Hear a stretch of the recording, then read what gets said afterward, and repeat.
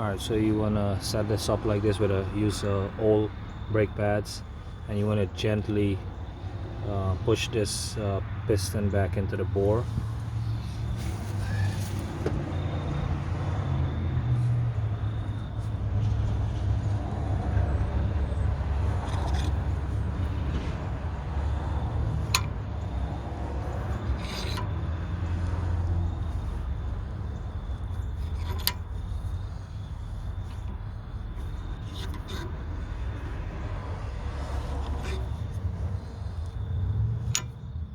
Just like that. Back it off. So you want to push the piston back into the bore so it can fit onto the new thicker brake pads. So if you don't push this back in, this piston gonna be all the way out, and it's gonna like jam on this, and your brake fluid is gonna probably overflow, or it's gonna rise up back to the correct level. Make sure you check these guide pins also.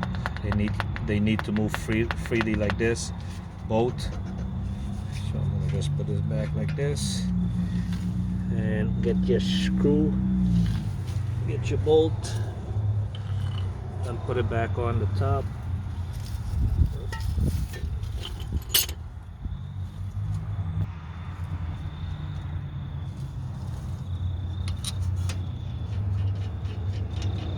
Tighten it with your hands first, and then use your ratchet.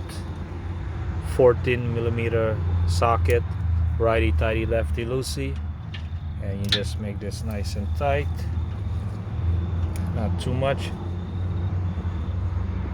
just like that.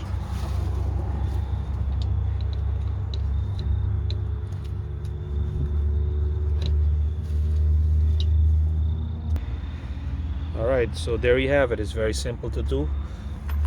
Driver side is finished. This is the passenger side. Now I'm going to put back the tire and tighten it up, star pattern, crisscross pattern, and make sure you pump up the brakes before you start the car.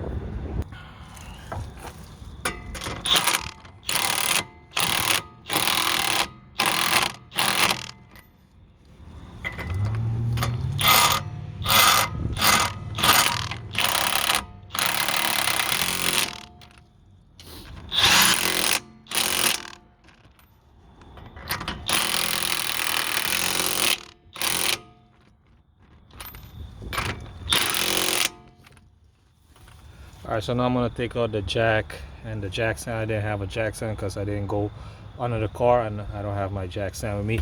But you can put a piece of wood or block or the tire. So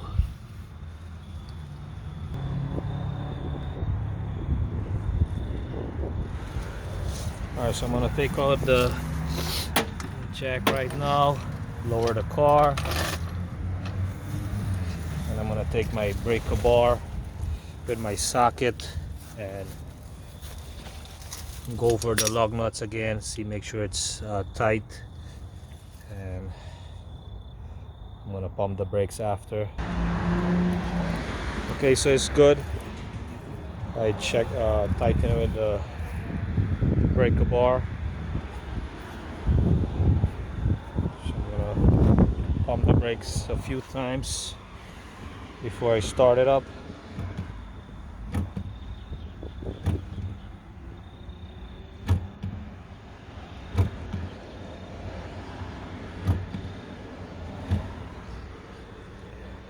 My e-brakes is on.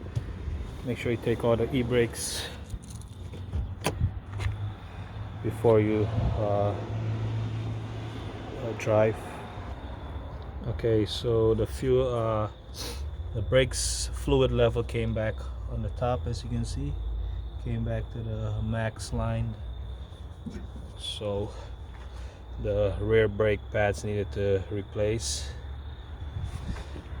And that's how you do it. If you like the video, click like, thumbs up, share the video, subscribe to see more videos, leave a comment down below, and thanks for watching.